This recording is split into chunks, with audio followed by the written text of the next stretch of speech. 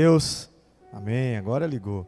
Irmãos, a graça e a paz do Senhor, amém, é um privilégio estar aqui com os irmãos, estar ministrando. Alguns já me conhecem aí de um bom tempo de ministrações de curso aqui, obrigado, viu, pastora? Alguns já me conhecem de um bom tempo em que eu ministrei um curso aqui sobre caráter, e depois agora a gente está ministrando hermenêutica e está ministrando homilética.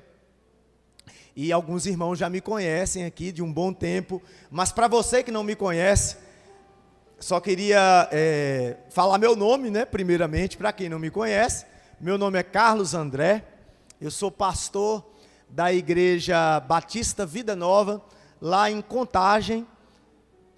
Estou aqui com minha esposa, Antonieta, estamos muito felizes de estar aqui, de estar conhecendo os irmãos. Alguns, né? Muitos eu já conheço, mas aqueles que não me conhecem, então, saiba aí meu nome e meu endereço. Amém, irmãos? Mas é um privilégio estar aqui com os irmãos, privilégio estar nessa casa, fazer aquilo que a gente ama, que é ministrar a palavra, que é falar a palavra. Só mais uma coisinha que eu esqueci, sou casado, claro, né? Tenho uma filha, né? Que casou também, tive o privilégio, assim, maravilhoso de poder ministrar no casamento da minha filha. Foi bênção, né? Agora, pastor Júlio, eu tenho dois filhos, né? Eu tinha uma filha, agora eu tenho 2 filhos. Então, é um privilégio muito grande para mim de poder Deus ter me dado essa permissão, né, para mim fazer isso. Amém? Irmãos, vamos abrir a palavra do Senhor no livro de 1 Samuel, capítulo 3. 1 Samuel, capítulo 3. Amém? Quem falou diz amém. Quem não achou, fala assim, curso de maturidade. Né, pastor? Amém? Glória a Deus, né? Amém? Glória a Deus. 1 Samuel, livro de 1 Samuel, capítulo 3, versos 1 ao 4. 1 Samuel, capítulo 3,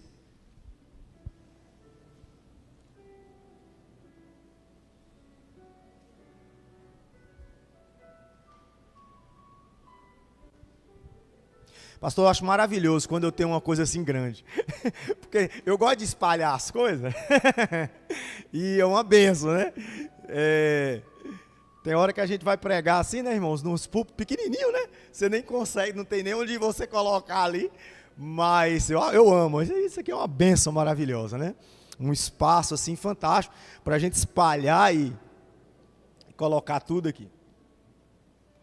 1 Samuel, capítulo 3, verso 1.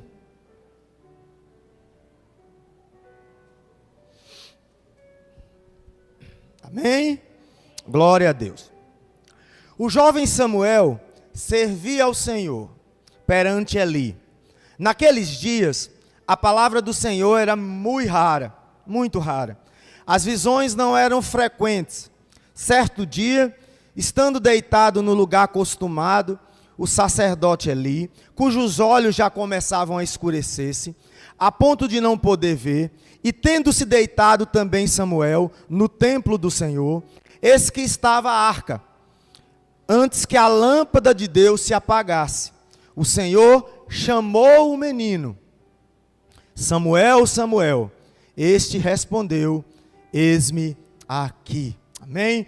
Senhor, esta é a tua palavra. Já oramos inicialmente, ó Deus, mas esta é a tua palavra, Senhor. Ó Deus, que a semente que vai ser lançada nesta noite, ela possa germinar 60 a 100 por um, Senhor, no coração do meu irmão, no coração da minha irmã. Ó Deus, traz cativo, Senhor, nesta hora, o nosso pensamento a Ti, Senhor.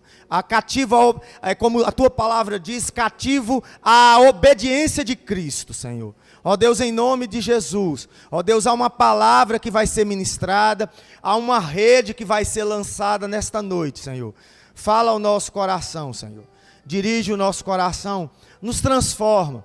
Que essa palavra, não a minha, mas é a tua palavra que gera fé, Senhor. Que ela possa transformar a vida e o coração de cada um, de cada irmão, de cada irmã nessa noite. Em nome de Jesus. Amém. Glória a Deus. Podem sentar, irmãos.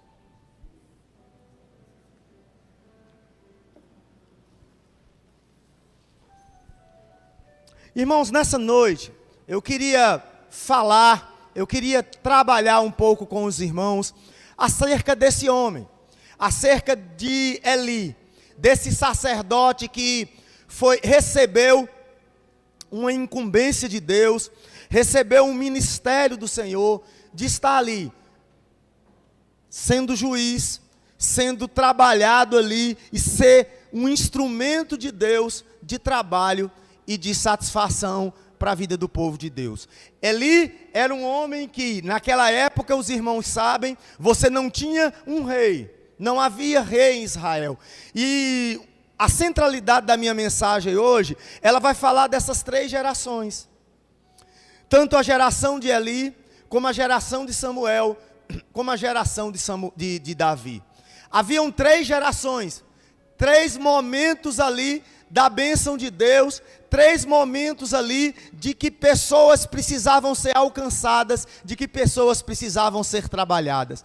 Uma das coisas que eu acho tão interessante na palavra de Deus, é que quando Jonas foi ali ministrar, e foi ali pregar a palavra de Deus lá em Nínive, um lugar extremamente longe, que era o que Jonas queria ir, que era lá em Tarsis da Espanha, lá na Espanha, e o texto fala que Deus o trouxe novamente, e de fato, Deus usou o profeta Jonas, mesmo ele não querendo fazer isso, Deus usou aquele homem para trazer, irmãos. Jonas foi o maior missionário de todo o Antigo Testamento. Jonas, milhares foram absorvidos pela sua pregação, mas há uma coisa interessante, as pessoas ali de fato se converteram ao Senhor, as pessoas tomaram um posicionamento, a Bíblia fala que até os animais vestiram pano de saco, houve um derramamento do poder de Deus e da graça de Deus ali em Nínive, por conta da pregação de Jonas. Mas mais de 100 anos depois, você vai ver ali lá no profeta Naum, que aquela geração, ela foi destruída. Nínive foi destruída um pouco mais de 100 anos depois, lá no profeta Naum. Por quê? Porque aquela geração que se converteu ao Senhor, na época de Jonas, ela não começou a passar para as outras gerações, de fato, aquilo que precisava ser passado. As outras gerações foram se perdendo no processo, foram esquecendo do Senhor, e aquelas gerações, elas começaram a se corromper profundamente, e ali o que é que aconteceu? O Senhor precisou tomar uma posição, e de fato aquela geração posterior, ela foi destruída. E aqui nesse texto, a gente vai trabalhar nessa noite, eu quero trabalhar, e eu orando ao Senhor, e o Senhor falou muito forte ao meu coração esta palavra para trazer para os irmãos aqui nessa noite, e ela fala sobre Eli, sobre esse homem que viveu numa época extremamente conturbada de Israel, porque era uma época em que nações vizinhas o tempo todo se manifestavam, e entravam ali, você vai ver os amalequitas, você vai ver os filisteus, você vai ver esses homens que de fato, esses povos que de fato entravam ali, roubavam os filhos de Deus, tiravam a bênção, matavam as pessoas, e a gente vai ver que Eli, ele vive nesse tempo. Foi o penúltimo juiz de Israel, depois dele veio Samuel, que foi o último juiz, depois dele entrou a monarquia, né? depois dele entrou Saul. Mas Eli, ele era um homem que foi comissionado por Deus, mas ao longo do processo da sua caminhada, ao longo de tudo aquilo que aconteceu, ao longo do que Deus fez ali na vida de Eli, ele começou a perder a visão. Eli começou a não se importar mais com o Senhor, talvez até se importasse, mas os seus filhos não se importavam. Sabe, irmãos, muitas vezes a gente vive vidas esquecendo que há pessoas ao nosso redor que vão ser impactadas com aquilo que Deus tem mostrado para nós. Muitas vezes a gente fica preocupado, a gente não tem a responsabilidade de entender, olha, se eu tomar uma posição errada, minha família vai ser afetada. Às vezes, se eu tomar uma posição errada, alguém que está ao meu redor vai ser afetado. A gente vai ver que ao longo de todo o Antigo Testamento, que líderes que se levantaram ali para liderar diante de Deus, quando eles tomavam a posição errada, como Davi fez em alguns momentos, a partir do momento em que ele toma a posição errada, Deus vem e trabalha na vida dele. Sabe, irmãos, Deus o tempo inteiro, e eu tenho certeza e eu creio nesta bênção para a igreja, Deus conosco. Deus quer levantar aqui uma geração santa, uma geração que odeia o pecado, uma geração que tem ao Senhor como Senhor da sua vida, meu irmão. Não importa o que vem ao nosso redor, não importa o que o mundo fala, não importa o que as condições falam, Deus, Ele é poderoso para transformar a nossa vida. Deus é poderoso para transformar a nossa geração. Deus é poderoso para nos dar a vitória em nome de Jesus. Graças a Deus por isso. Mas Eli, ele falha. Ele falha porque ele não toma essa posição.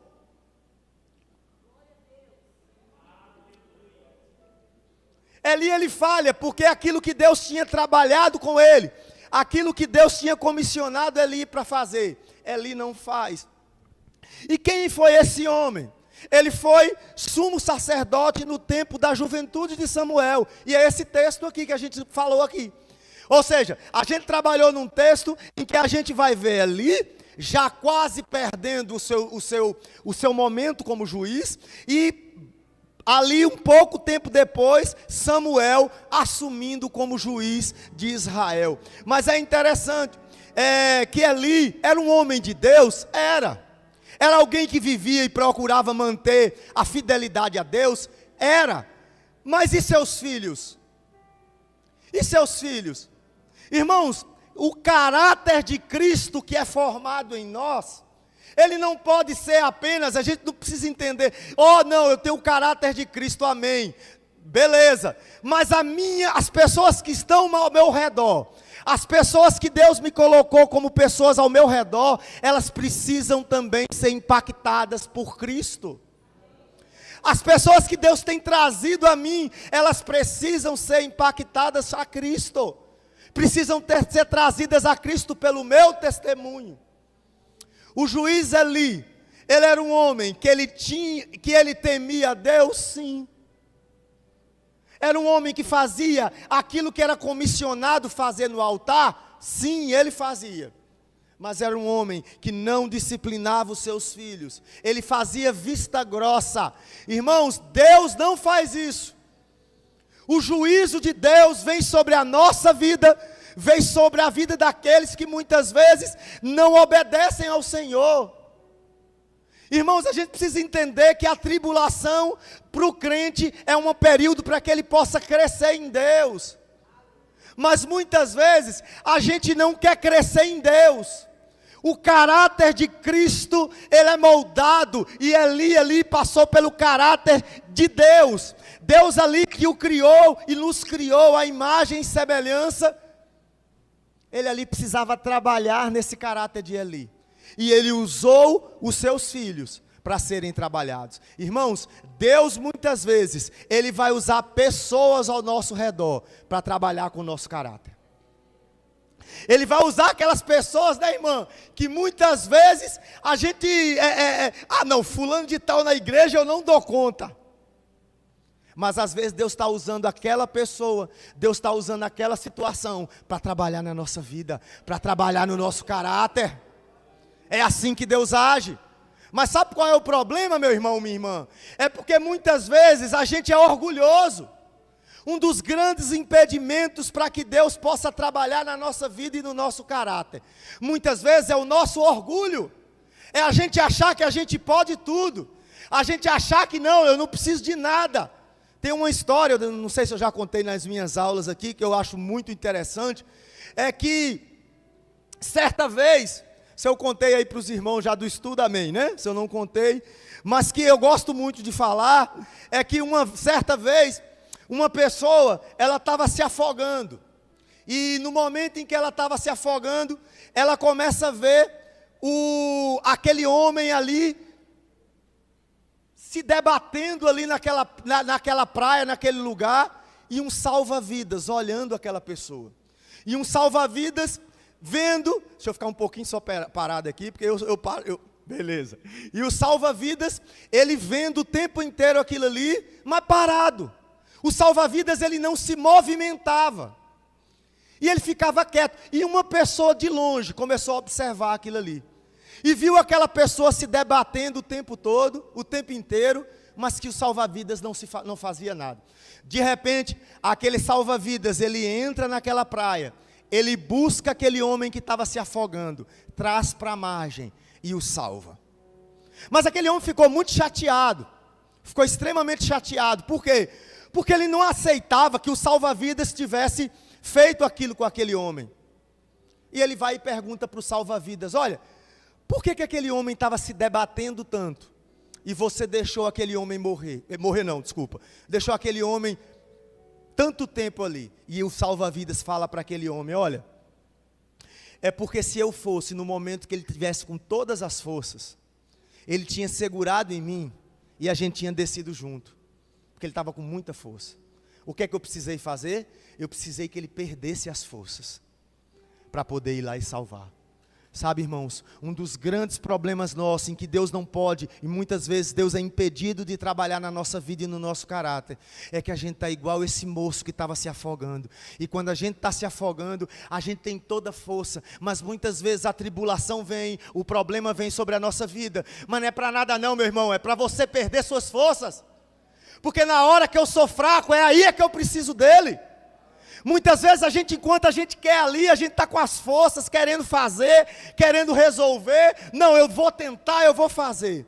E muitas vezes a tribulação fica mais apertada. E ali Deus vai trabalhando, vai purificando na nossa vida, vai purificando o nosso caráter. E a partir dali, Deus vai transformando a nossa vida.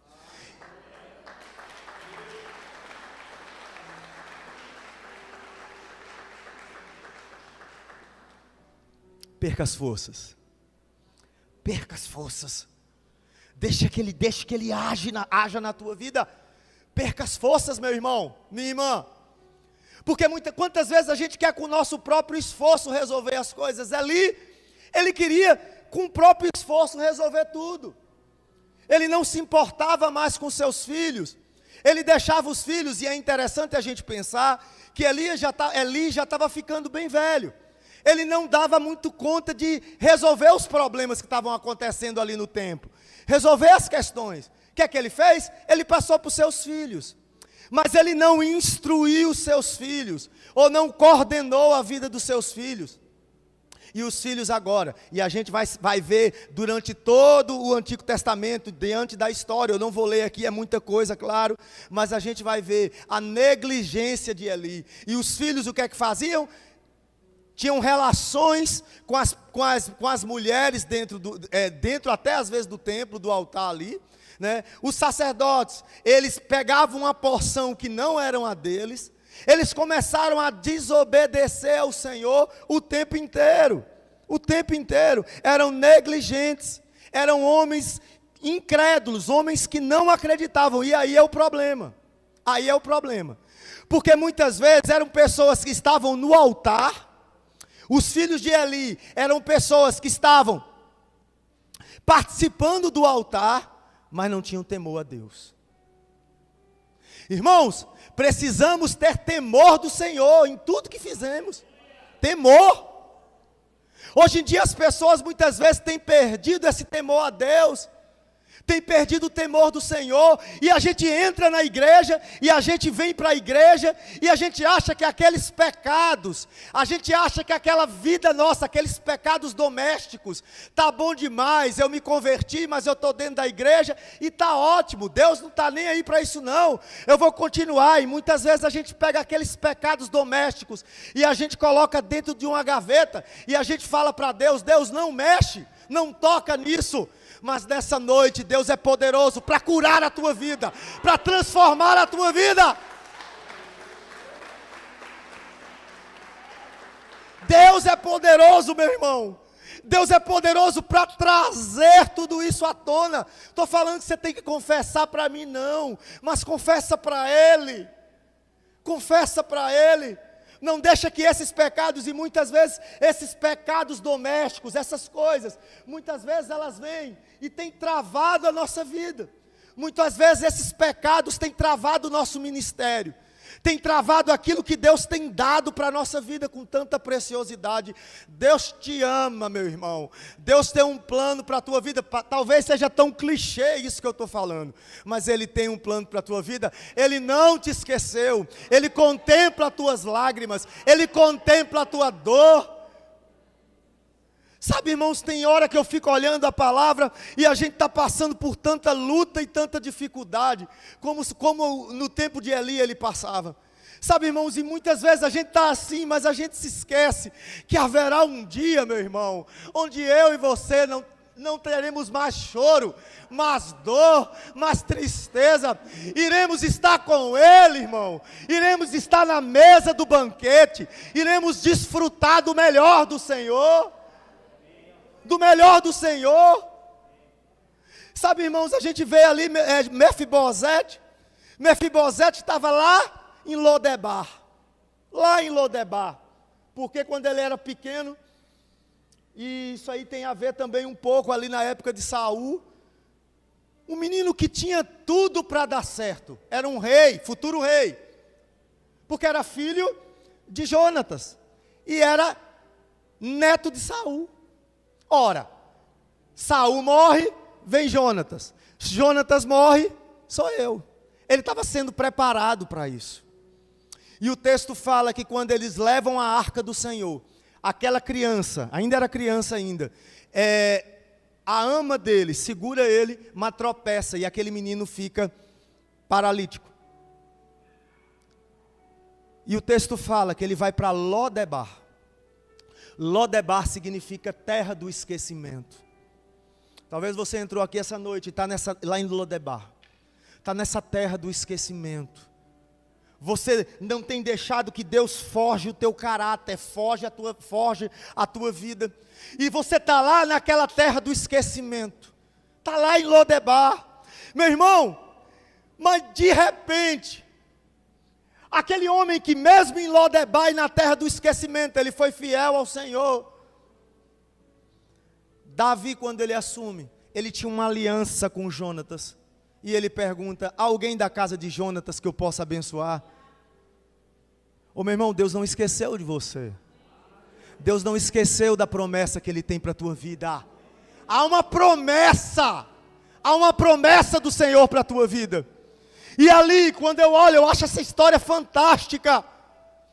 Porque há alguém que eu possa abençoar. E o texto fala que ele chama Ziba. E ali ele fala, olha, tem lá Mefibosete. E eu acho interessante que quando Mefibosete chega à mesa, ele fala assim, quem sou eu? Um cão morto? Gente, cão naquela época já não valia nada. E morto ainda, aí é que você não dava nada por ele mesmo. Imagina, um cão não era nada. E um morto ainda. Então a gente entende, ele não queria o trono. Ele não estava querendo o trono de Davi. Mas ele se sentia um nada. Mas uma das coisas que eu acho fantástico é que Davi o chama e fala assim, olha, a partir de hoje, você vai comer na minha mesa todos os dias. Meu irmão, talvez você está lá na terra de Lodebar e na terra do esquecimento hoje. Mas basta um toque do Senhor para você estar na mesa dele. Basta um toque do Senhor para mudar a tua vida, para mudar a tua história, para mudar a tua casa. Basta um toque do Senhor, basta uma palavra do Senhor para que Ele possa trabalhar na tua vida, meu irmão. Só fique atento a isso. Só permaneça no caráter que Cristo te chamou para permanecer. Só não se corrompa com o mundo. A noiva que Cristo vem preparar é uma noiva sem mácula, sem mancha, sem ruga. Mas muitas vezes essa noiva tem se deitado com amantes, tem se prostituído. Muitas vezes essa noiva tem procurado outros amores e tem deixado a Deus, tem procurado coisas no mundo, tem procurado o que é secular. Mas Deus quer purificar essa noiva. Deus quer te purificar, meu irmão. Deus quer purificar essa noiva. Haverá um dia, e eu penso tanto, meu irmão, vale a pena ser cristão, meu irmão. Vale a pena passar pelo processo. Vale a pena perder as forças. Vale a pena por esse Deus, meu irmão. Vale a pena. Eli não entendeu isso. Porque para Eli, o que valia era a vida dele.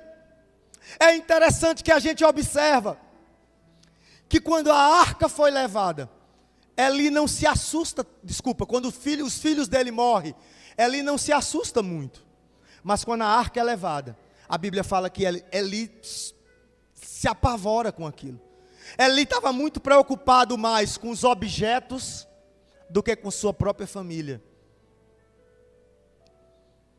E os pecados dos filhos, o texto começa falando, olha, o menino Samuel continuava servindo ao Senhor. Meu irmão, deixa eu te falar uma coisa.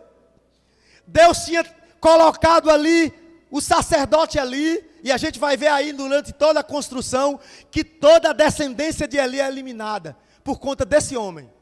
Por conta de um homem que não quis o Senhor, que desobedeceu ao Senhor, que não construiu corretamente os pilares do Senhor. Toda a sua descendência, ao longo do tempo, ela foi dizimada e foi eliminada. Toda ela. Sabe, irmãos, e muitas vezes a gente acha que aquilo que a gente está fazendo, os pecados não vão ser vistos, ou deixa eu empurrar com a barriga, deixa eu achar que isso aí está certo. Está não, meu irmão, não está não. Há uma cobrança de Deus, há algo de Deus na nossa vida. Então precisamos a cada dia purificar a nossa vida, purificar aquilo que o Senhor tem falado. Mas, irmão, deixa eu te falar uma coisa. Deus comissiona Eli, comissiona Hofni e Finéias. E o que é que acontece? Esses homens falham. O que é que Deus faz? Deus levanta outro. Irmão, a obra que Deus tem para fazer aqui na Deus Conosco, Ele vai fazer. Vai fazer. Aquilo que Deus comissionou, e cada um que está plantado na Deus Conosco, ele é comissionado a essa obra, com certeza. Mas deixa eu te falar, a obra que Deus tem para fazer, Ele vai fazer com você ou não? Porque se você não quiser fazer, Ele coloca outro. O povo precisava ser julgado, o povo precisava de sacerdotes, o povo precisava disso, porque fazia parte do processo, daquilo que foi estabelecido pelo próprio Josué. Lá em Juízes a gente vai ver como que Deus começa a trabalhar com relação aos juízes, e estabelecer juízes sobre a terra. Logo depois da entrada da terra prometida, a gente vai ver isso. Deus precisava de um. Hofni e Finéias não estavam correspondendo. O que é que Deus faz? Deus levanta Samuel. Deus levanta Samuel. Ainda novo, ainda sem saber direito, ele nem conhecia a voz do Senhor, meu irmão. Ele nem entendia direito a voz. Ele foi no quarto lá, o Senhor está me chamando? Não, não sou eu não, volta. Aí depois foi que Eli, na terceira vez, foi entender. Ah, peraí, não, quando acontecer isso, fala, eis-me aqui, é o texto que a gente leu aqui. Samuel ainda nem conhecia, mas Deus já levantou ali, devido a tudo que aconteceu. Eles se apropriavam de coisas que não eram do Senhor, eram homens malignos. E o que é que aconteceu, meus irmãos?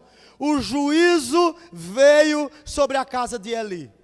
O juízo veio sobre a geração de Eli. Irmãos, vivemos uma geração, eu estava vendo esses dias aí na televisão, gente, algo horrível do que está acontecendo com essa geração, com esses adolescentes, as coisas que eles estão fazendo, né? O desagrado a Deus. Irmãos, mas haverá um dia em que o juízo de Deus vai ser estabelecido sobre a terra. Deus não esqueceu, Deus não está longe, Deus não está vendo nada. Gente, a gente tem aquela ideia muitas vezes, de que tudo aquilo que está acontecendo, Deus perdeu o controle. Irmão, Deus não perdeu o controle nunca. Nunca Deus perdeu o controle do que está acontecendo. O controle é dele. Não há nenhum tipo de movimento do diabo que vá falar. Irmão, Deus não está nem aí para isso. Porque a igreja continua avante, a igreja continua militante, a igreja continua na graça. A igreja continua. Sabe, irmãos, muitas vezes a gente pega aquele versículo, pastor Gilson, que as portas do inferno não prevalecerão sobre a igreja. E às vezes a gente tem aquela ideia metafórica de que parece que a igreja está fazendo assim, e o inferno está vindo, e a igreja está só assim, ó. Irmão, quando o texto está falando no original que as portas do inferno não prevalecerão, não é que a igreja está só recuando, não, meu irmão. É que a igreja está caminhando em vitória. E as portas do inferno, não há Satanás que tire, não há Satanás que impeça aquilo que Deus tem para fazer. Não há nada que Deus que impeça aquilo que Ele tem para Deus conosco aqui nessa casa, a obra que Ele tem para a vida da igreja. Não há nada, meu irmão. Deus, Ele é soberano. Deus, Ele é soberano sobre todas as coisas. Mas o que importa é a gente, eu estava falando isso à tarde, é a gente dar o primeiro passo. É a gente buscar a Deus, é a gente querer. E o juízo veio sobre a casa de Eli. O juízo veio sobre aquela geração, veio sobre a linhagem sacerdotal de Eli. E na hora que aqueles filisteus, eles começam a guerra, começam a batalha, o texto fala que eles foram derrotados a primeira vez. E ali, quando os filisteus ganham aquele primeiro momento, eles pensam assim: não, agora Deus vai ser conosco, e pedem para trazer a arca da aliança. E ali, na hora que a arca da aliança chega, novamente eles são derrotados. Irmãos, há uma coisa que eu entendo aqui que é interessante. Aquela arca da aliança, ela representava a presença de Deus ali onde eles estavam. Era isso. Só que as pessoas começaram a perder a visão daquilo que Deus era para eles.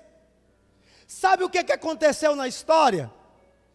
Primeira coisa, eles primeiro foram lutar, mas perderam. Houve uma pequena perda. Aí eles falaram assim: não, agora o Senhor vai conosco. O que é que eles fizeram? Trouxeram a arca.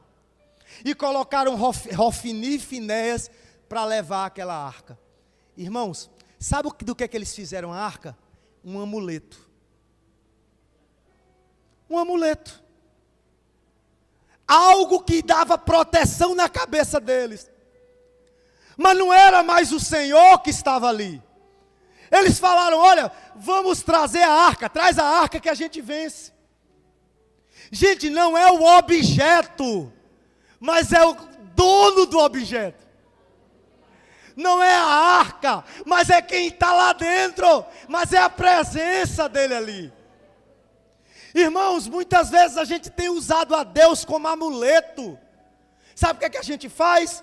A gente abre a Bíblia no Salmo 91 em casa para dar proteção. E não vai acontecer nada demais, porque afinal de contas, minha Bíblia está aberta no Salmo 91. E não vai dar nada, não vai dar problema nenhum. E a gente tem usado isso. A gente tem usado às vezes o Salmo 91 para dizer, não que esteja errado, não estou questionando isso. Mas não é o Salmo 91 em si, mas é o Deus do Salmo. É quem está ali. E qual foi o erro e a desgraça do povo ali? Aquilo que eles erraram fortemente. Era porque fizeram aquela arca da aliança, que representava a presença de Deus, que tipificava essa presença de Deus. Ela agora ali, era só um amuleto. Só um amuleto. Você tem usado Deus de amuleto, irmãos? Às vezes a gente tem usado Deus só de bengala, só de amuleto, só de... Não, na hora que eu estou passando por uma dificuldade, um problema, oh Deus! Na hora que eu estou doente, oh Deus. Mas na hora que a minha situação acaba, na hora que a dificuldade acaba, eu tenho esquecido do Senhor.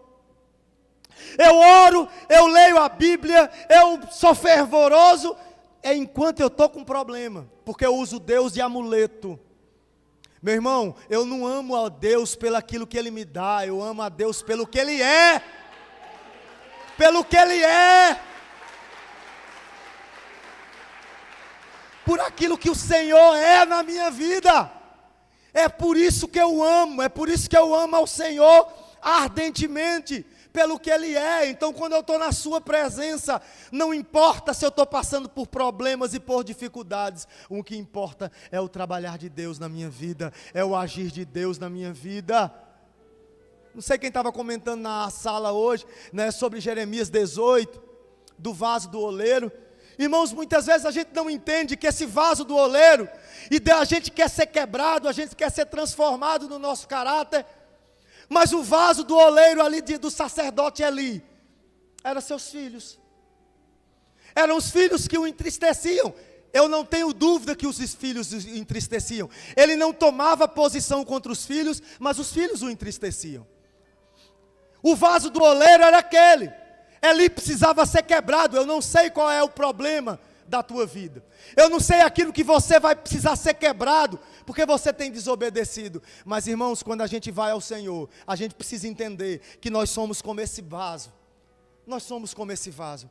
E um dia Deus vai precisar quebrar. E um dia Deus vai te achar, meu irmão. Como Ele me acha. O tempo inteiro Ele me acha. Não somente você, mas Ele me acha o tempo inteiro. E Ele me quebra o tempo inteiro. E Ele fala, olha, vai aqui. Você precisa ir para esse lado. Mas é bom ser participante da santidade do Senhor.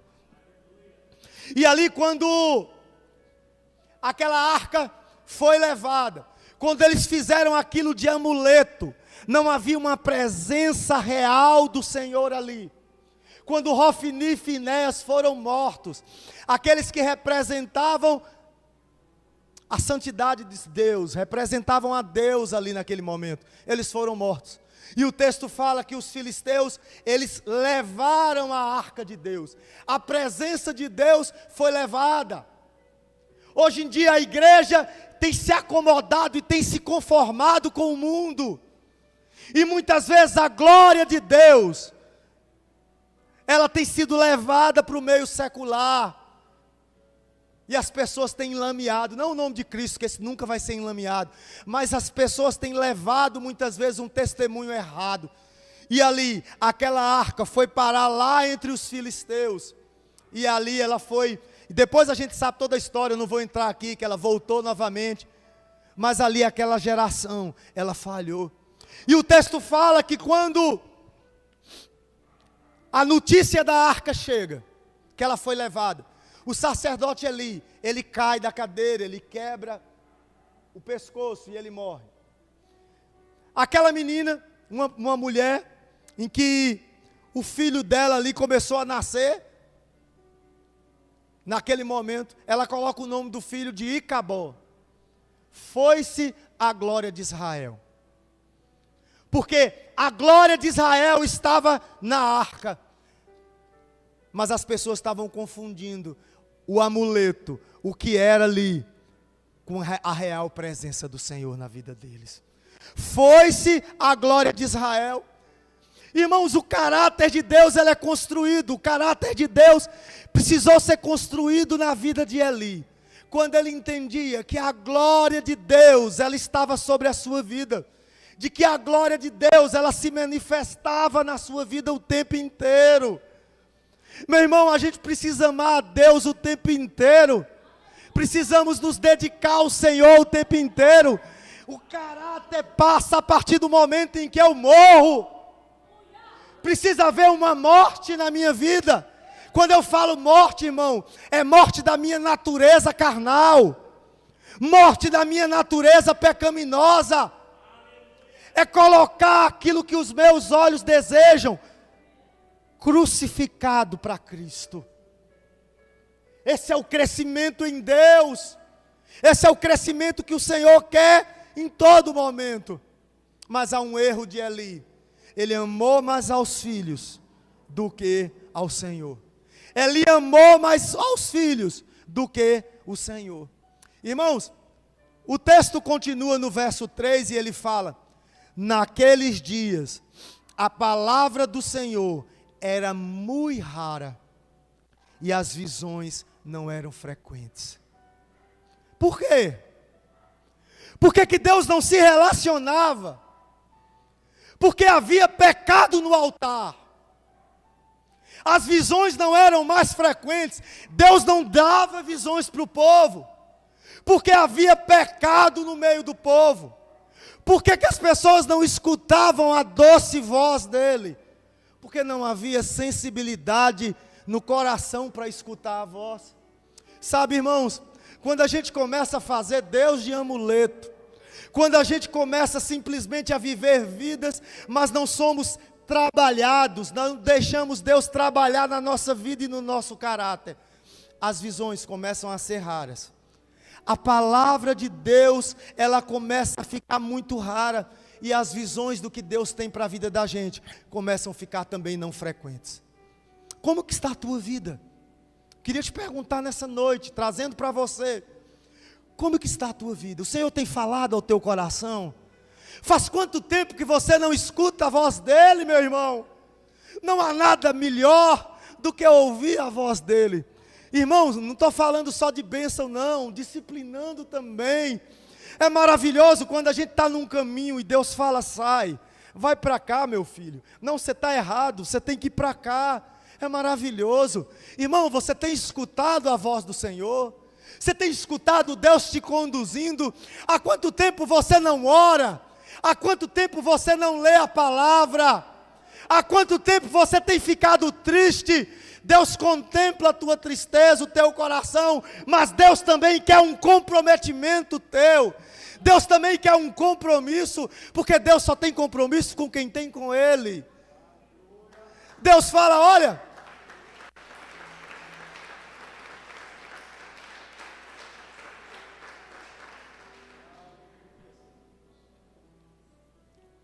há uma aliança.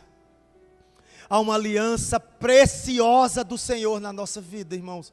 Mas deixa eu te falar uma coisa. Nós quebramos a aliança o tempo inteiro, irmão. Deus não quebra em momento algum. Lá no jardim do Éden, quando o homem peca, a Bíblia fala que o homem se esconde, mas Deus, na viração do dia, Ele faz a mesma coisa. Ele aparece. Quem quebra a aliança somos nós. Quem quebra e quem se afasta do Senhor somos nós. Não, meu irmão, permaneça firme, e uma qualidade do caráter é aquele que persevera.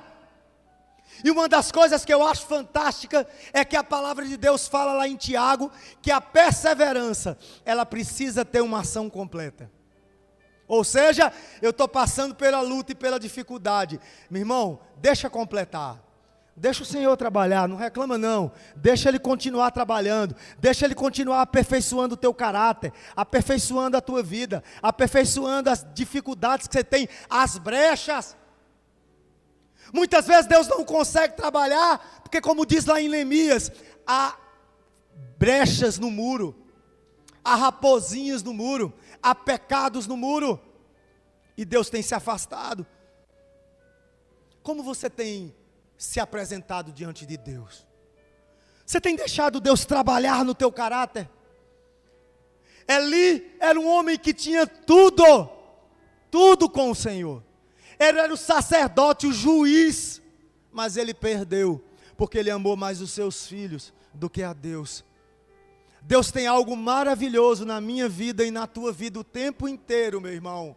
Mas não se conforme com o mundo, não se case com o mundo, não se case com as coisas que o mundo tem dado e tem oferecido. Vale a pena ser do Senhor, vale a pena permanecer no Senhor, vale a pena continuar caminhando nele, vale a pena.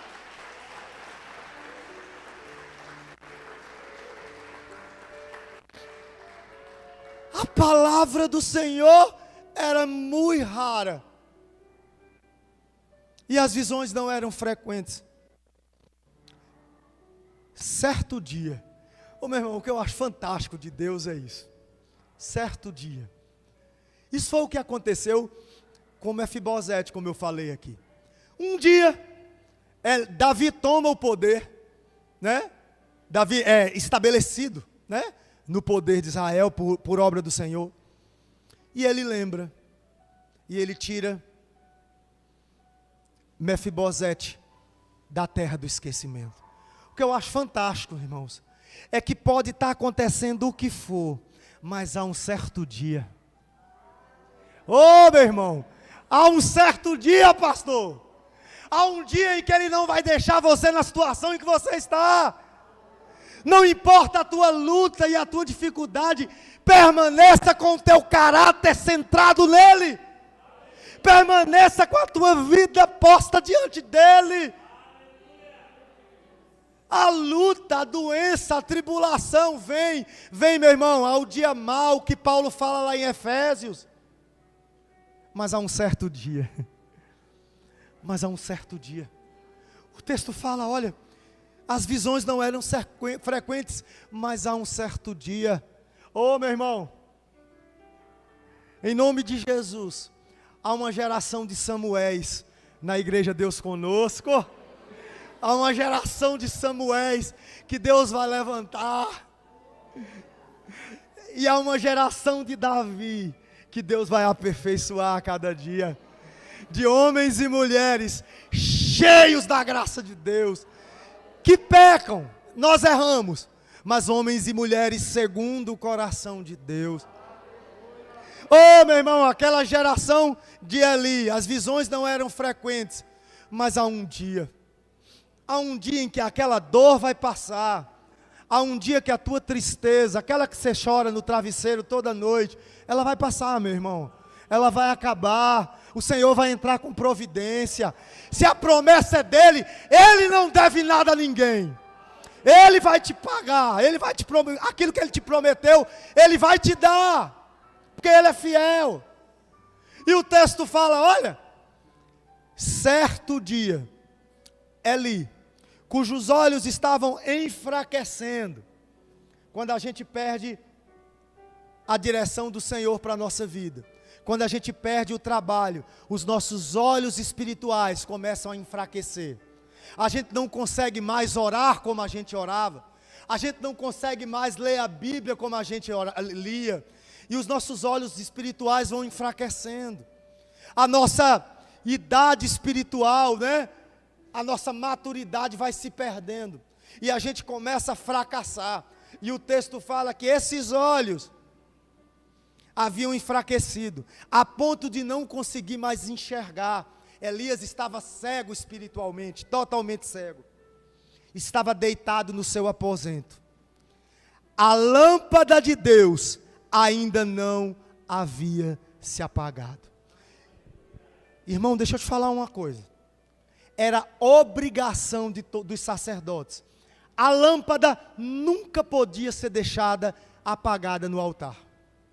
Nunca. Era obrigação dos sacerdotes. Sempre, quando a lâmpada estava ali, ele ia lá, Hofni e Finés, tinham que fazer isso. Estava acabando, Eli não podia mais.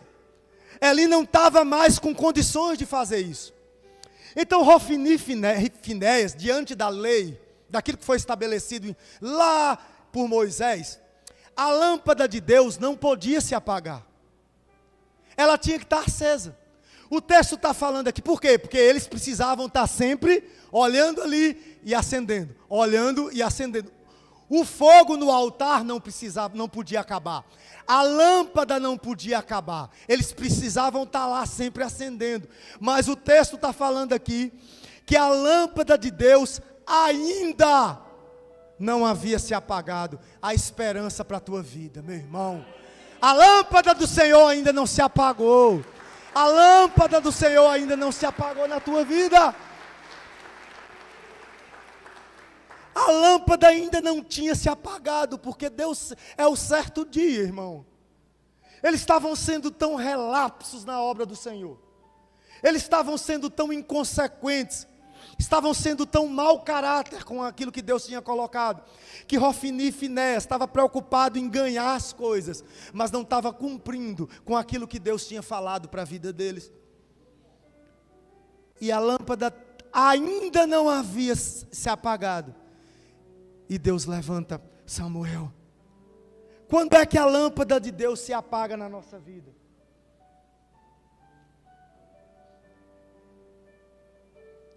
Quando eu troco o espiritual pelo secular. A lâmpada de Deus começa a se apagar na minha vida quando eu amo mais as coisas do mundo. Talvez você esteja aqui essa noite, você chegou aqui essa noite querendo largar tudo, querendo deixar tudo para trás e falou, não dá mais. Meu irmão, o Senhor te fala nessa noite, continua firme, permanece firme, não sai, não se afasta daquilo que eu te chamei para fazer. A lâmpada do Senhor começa a se apagar quando eu troco o espiritual, quando eu deixo de ler a palavra, quando eu deixo de orar e começo a praticar as coisas seculares, quando eu começo a me prostituir espiritualmente, adorando a outros deuses que não ao Senhor. A lâmpada de Deus se apaga quando eu começo a abandonar o meu primeiro amor. Sabe, irmãos, sabe aquela alegria quando você converteu? Sabe aquela alegria quando você pega a Bíblia, às vezes é um texto tão simples, Deus é amor, você começa a chorar porque você não dá conta.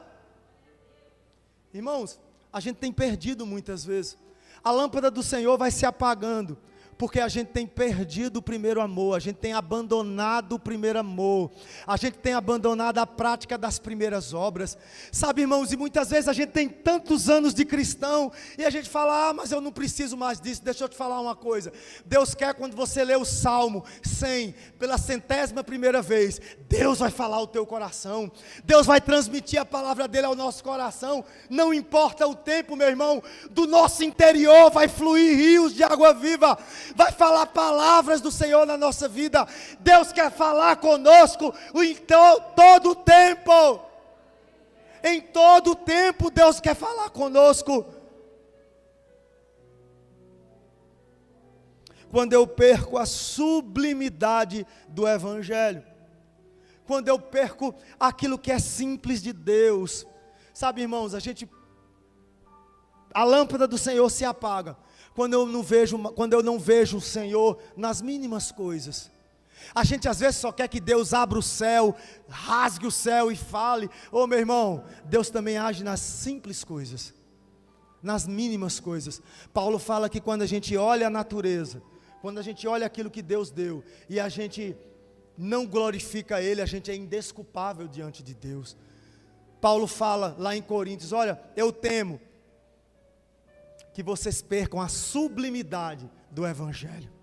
Não perca as coisas simples daquilo que Deus tem para a tua vida. A lâmpada do Senhor se apaga quando eu sempre procuro tomar as minhas decisões.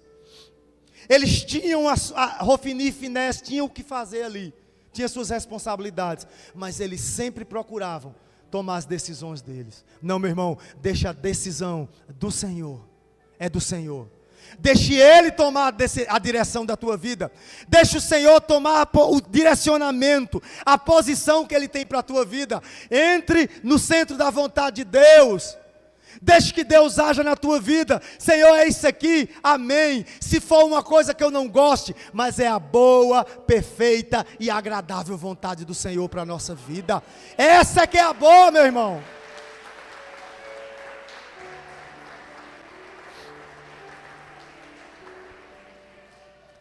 A lâmpada do Senhor, ela tem se apagado quando constantemente eu estou usando máscaras. Sabe, irmãos, um dos grandes problemas do caráter é quando a gente usa máscaras. É quando eu coloco uma máscara para vir para a igreja, e a gente trabalhou aqui no curso de caráter, quando eu coloco outra máscara para ir para o meu trabalho. Não há diferença, irmão. Não há nenhum tipo de diferença. Eu preciso ser transparente com o Senhor o tempo inteiro. O tempo inteiro. Eu dei um exemplo aqui na época da aula. e que eu gosto muito dessa parábola.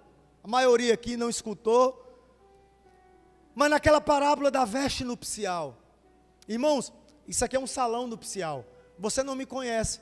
Eu estou aqui pregando para você, mas minha esposa me conhece melhor do que você, claro. Mas quem me conhece é o Senhor. E nessa parábola, Jesus conta que todos estavam de branco. Eu não conheço a tua vida, você está de branco. Eu estou de branco para você. Você está de branco para mim. Eu não conheço a tua vida.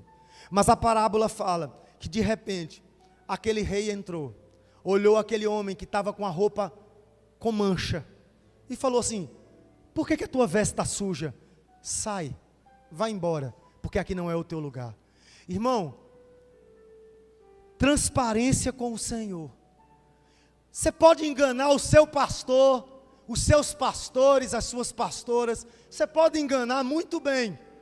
Você pode colocar uma cara e vir para a igreja, que é muito fácil ser cristão aqui na igreja, é muito fácil levantar a mão, é muito fácil fazer as coisas aqui, ofertar, é tudo bíblico, claro que devemos fazer isso, mas é muito fácil. Mas a parábola está falando que haverá um dia em que o rei vai entrar, meu irmão. E quando o rei vai entrar, ele não vai olhar o que é externo, não. Ele vai olhar o que é mancha. O rei vai entrar, meu irmão. Haverá o dia do juízo. Haverá o dia em que a glória do Senhor vai ser manifesta sobre a terra. Haverá um dia em que o juízo de Deus vai ser estabelecido. E ele não tardará, e ele virá com certeza. Mas como que está a tua vida? Você é da geração de Eli. Você é da geração que está cansada, que seu olho está cansado. Você está num profundo sono espiritual. Você vem para a igreja, mas tua vida não muda em nada de segunda a sábado. Você não tem mudança nenhuma, você só vem para a igreja. Mas Deus quer um posicionamento seu. Deus quer que você participe da geração de Samuel. De uma geração que ouve a voz do Senhor. Que ouve a voz do Senhor.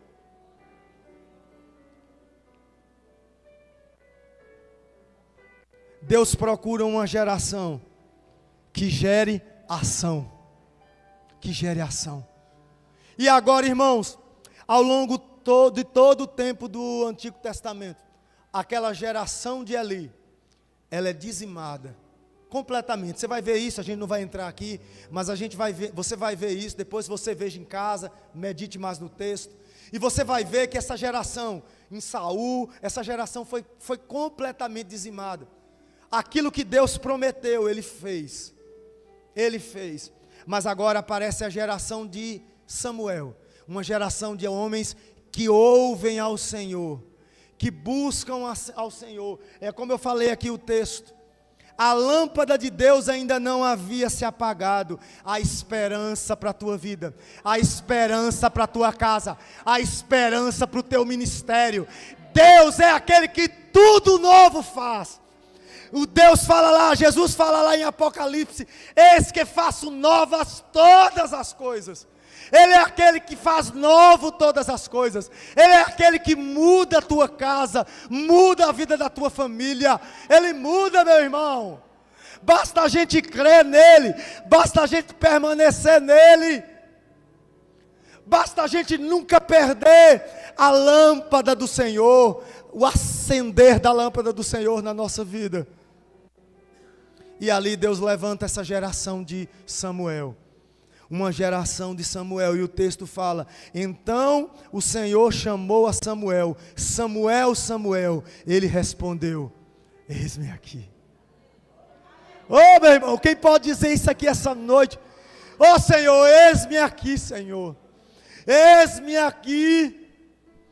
Eu não quero participar de uma geração pecaminosa, de uma geração que tem sido influenciada pelo mundo, de uma geração que tem se conformado com as coisas do mundo. Mas eu quero pertencer a uma geração que te ama e que adora ao Senhor, uma geração que ama ao Senhor.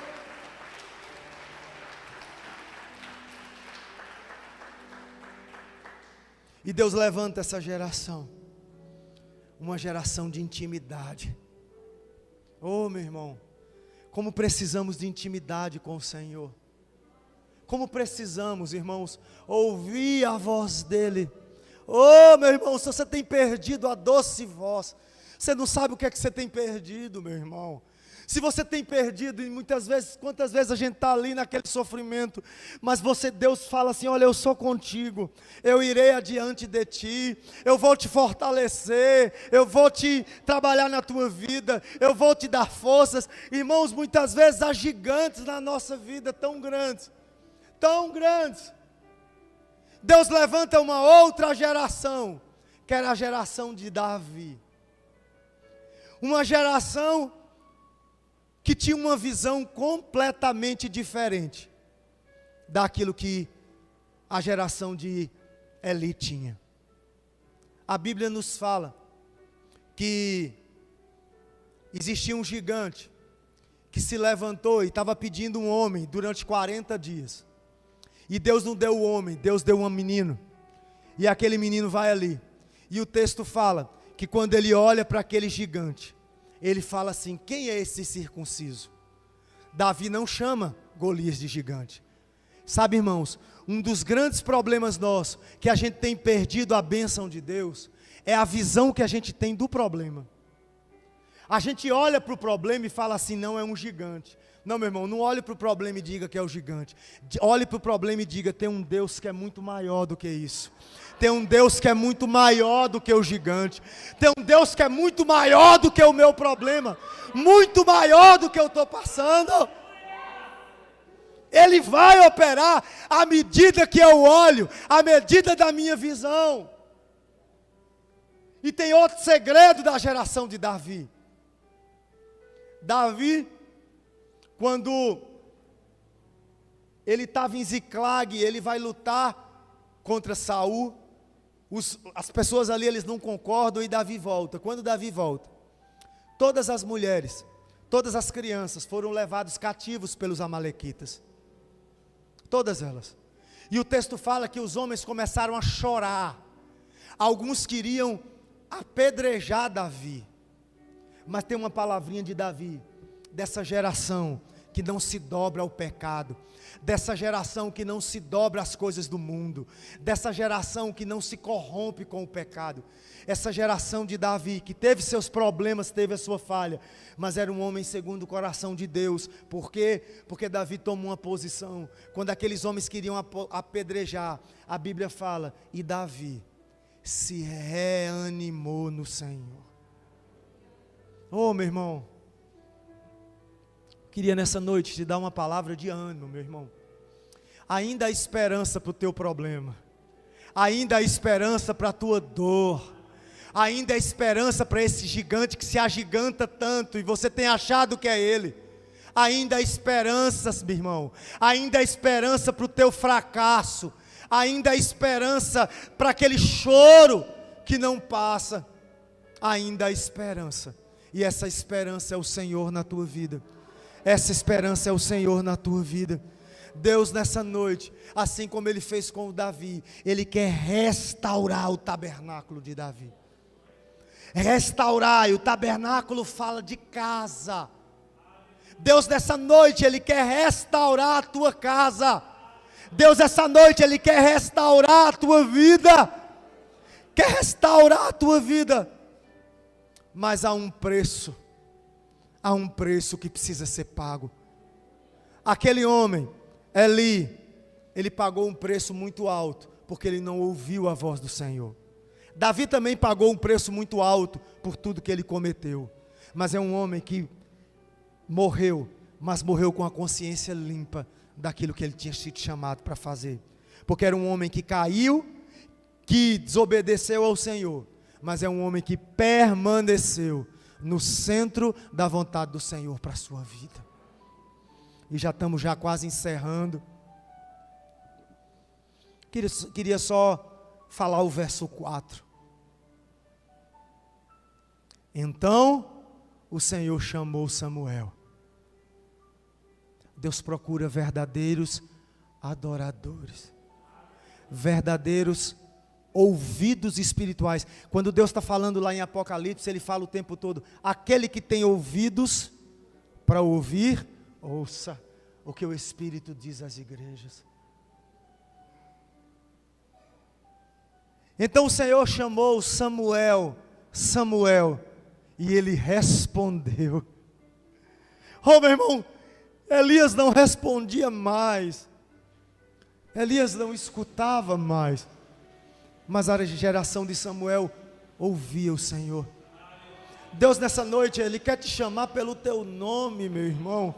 Ele te chama pelo teu nome, porque Ele é um Deus pessoal. Ele não é um Deus somente dos pastores e dos líderes, mas Ele é um Deus pessoal, que Ele preocupa com a sua causa. Talvez você entrou aqui essa noite falando: não, Ele só preocupa com a causa do outro. Não, meu irmão, Ele está contemplando a tua vida, Ele está contemplando a tua necessidade. Samuel, Samuel, o texto fala, ele respondeu: eis-me aqui. Meu irmão, nessa noite, Deus vai levantar esta geração, e eu creio, não essa noite, mas eu creio que Ele tem levantado esta geração de homens e mulheres que ouvem a palavra do Senhor, de homens e mulheres que escutam a sua voz, que entendem o comando do Senhor. Eis-me aqui significa entrega total e confiança e disposição diante do Senhor. Quando conhecemos a Deus, estamos verdadeiramente dispostos a servi-lo. É submissão voluntária ao Senhor. Submissão voluntária ao Senhor. Oh, meu irmão, nessa noite, quantos Samuéis hão aqui? Quantos Samuéis que estão dispostos a dizer: eis-me aqui ao Senhor? Oh, Senhor, me levanta no meio de uma geração corrupta, que perdeu o senso e a noção de Deus, de uma geração que tem levado a Deus e tem tratado a Deus como um amuleto.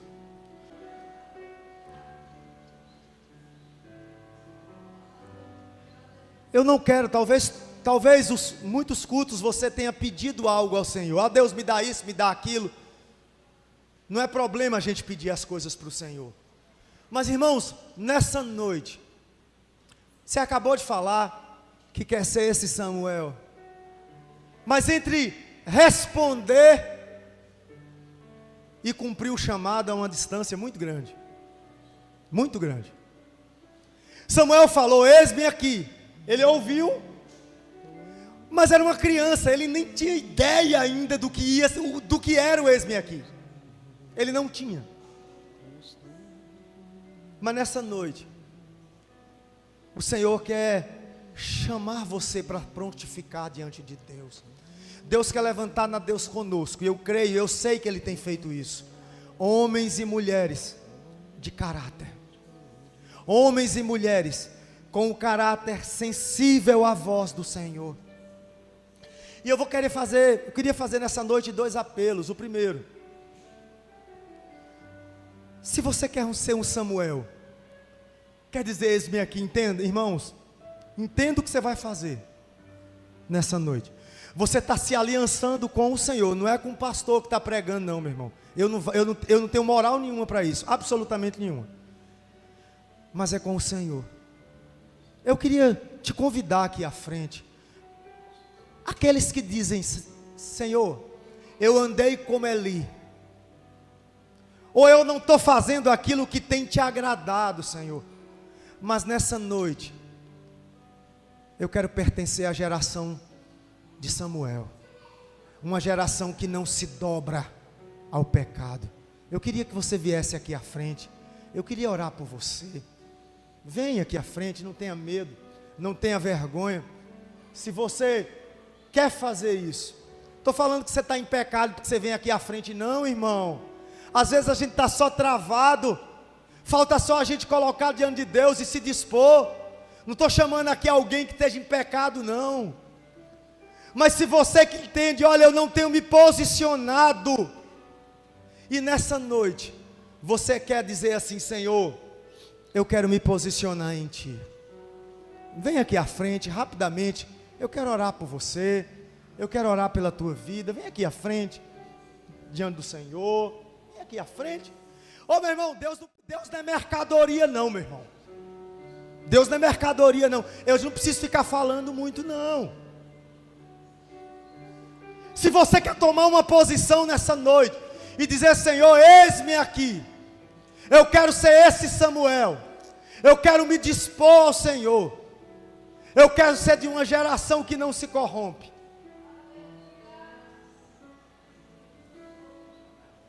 Oh Senhor, a tua igreja que veio aqui à frente, esses irmãos, essas irmãs que vieram aqui à frente nessa noite, oh Deus, eles estão se dispondo diante do Senhor, ao teu eis-me aqui.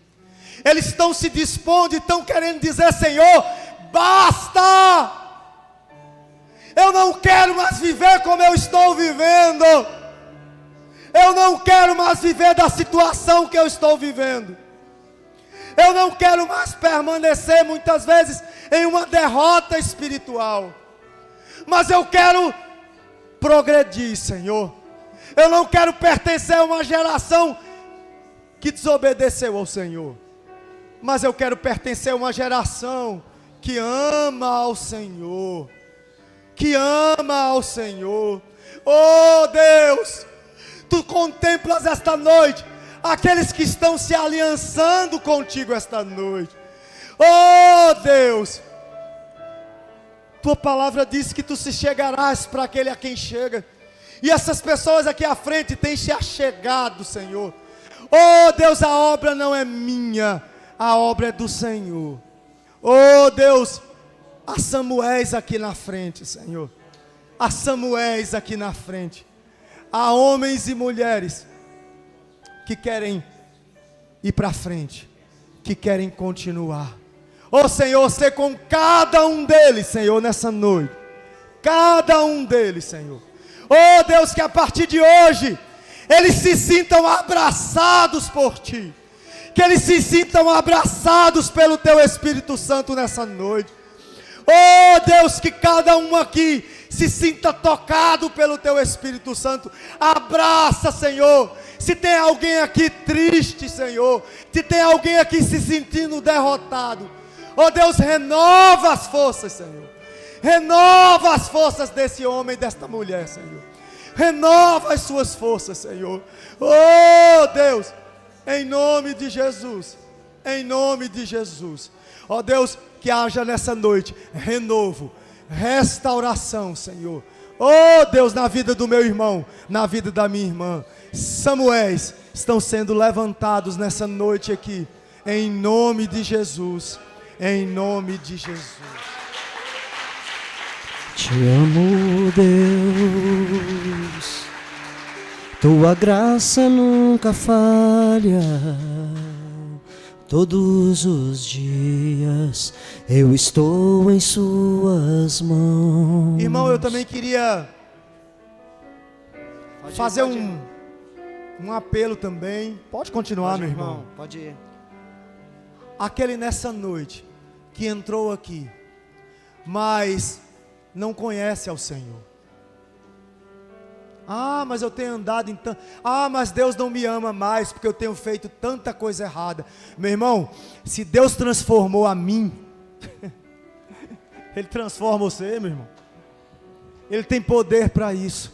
Eu não conheço a tua vida, eu não sei como você entrou, mas se nessa noite tem alguém aqui que entrou hoje aqui, estava passando e achou que foi coincidência, ele entrou aqui, foi só uma coincidência. Não, meu irmão, foi o Espírito Santo que te trouxe aqui essa noite. Foi o Senhor que te trouxe aqui essa noite, não foi coincidência, você levantou, estava passando por aqui.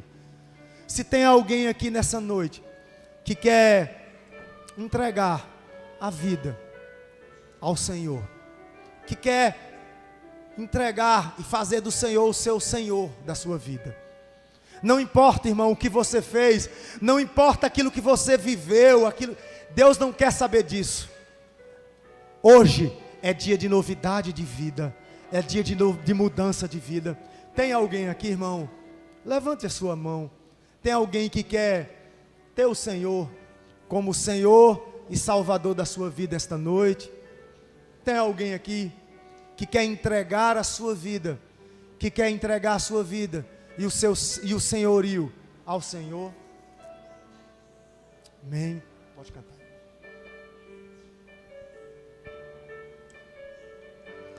És fiel em todo tempo. Ele é fiel, meu irmão. Ele é fiel. Em todo tempo tu és tão, tão bom. Com todo fôlego que tenho, louva, igreja, eu cantarei a bondade de Deus. És fiel em todo tempo. Em todo tempo tu és tão, tão bom.